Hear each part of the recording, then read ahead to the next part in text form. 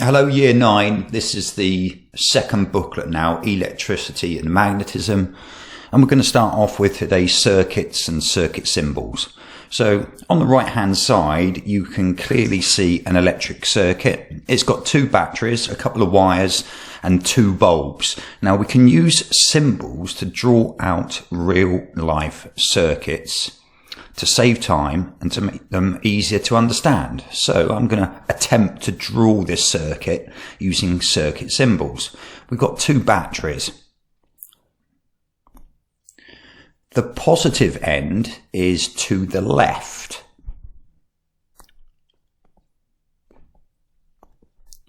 One, two. You can add in positive and negative if you so wish. And then we're going to draw the wires. Now you should really be using a ruler for this. I haven't got a ruler here now, but we should be using a ruler to represent the wires. We've now got a bulb. Now the symbol for a bulb is a circle. Let's try that again. A circle with a cross going through it. That's the top bulb. The bottom bulb is underneath.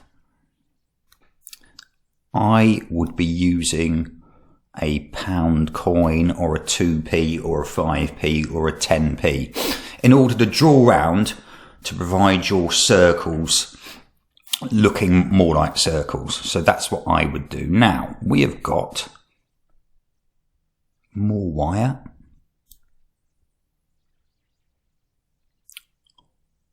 Like so.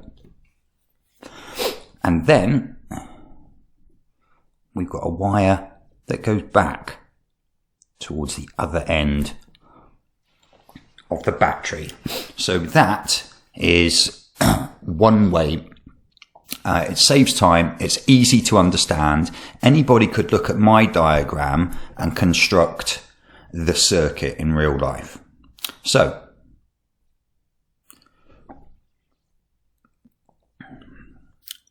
we have here some symbols that I would like you to draw yourself on a sheet of paper. I know you haven't got your booklet yet, but you need to keep this paper safe and then add it to the Electricity and Magnetism booklet when it arrives at your house, right? So this first one here, positive, negative, I'm going to change the colour, I think. This is a cell. This creature here is called an ammeter. It measures the flow of current in amps, or big A. We have next to it a switch, and the switch is an open switch. If you had an open switch in a circuit with a light bulb, the light bulb would be off. The opposite to open is closed. This is a closed switch here. We've already discussed the bulb. And this circle with a V is a voltmeter. It measures voltage or potential difference. It's the same thing. And finally, this one here is, you can see that there's actually three cells here. I'll colour in one. There's one, there's two, there's three. And that's three cells. If each, so it's a battery, which is a collection of cells. Now, if each cell was 4 volts, then 4 volts times 3 cells will give us a voltage of this battery of 12 volts.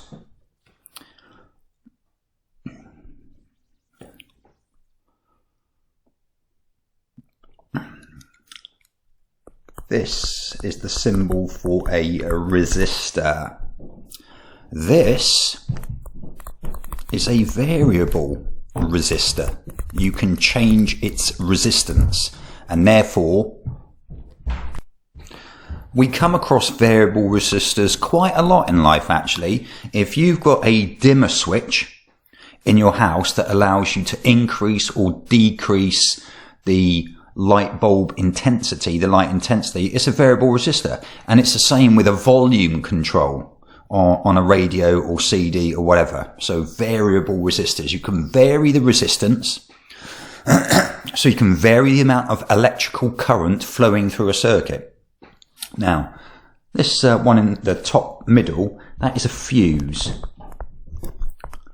It's a thin wire that melts if too much current flows. And these final 3, this one here is a light dependent resistor,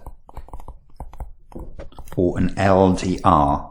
Its resistance changes with light intensity.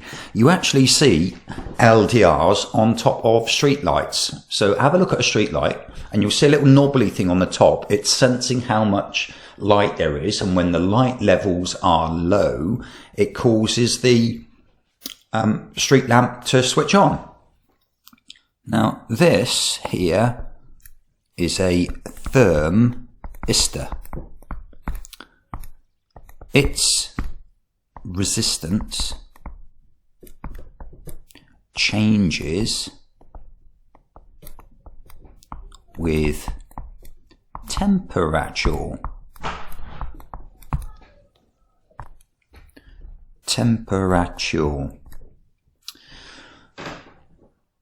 Used in central heating systems. And this one here is a diode. It only allows current to flow in one direction. It's like a valve.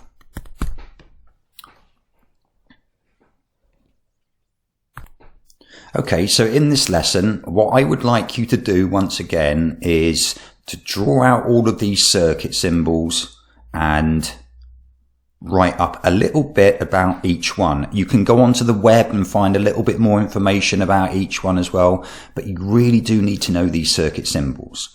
Now, once that is done, there is a great computer program that I'd like you to look at. We're going to set up some circuits. Go to Google and put in PHET circuit and click on this first one here, circuit construction kit. You will then get to this page here.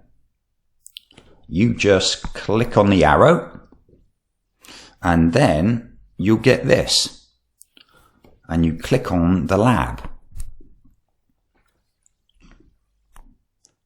So let's construct a circuit. I'm going to just knock that off there, and you can get the batteries out. Let's have, I don't know, let's have 3 batteries, and then a piece of wire, and then another piece of wire. We're constructing circuits.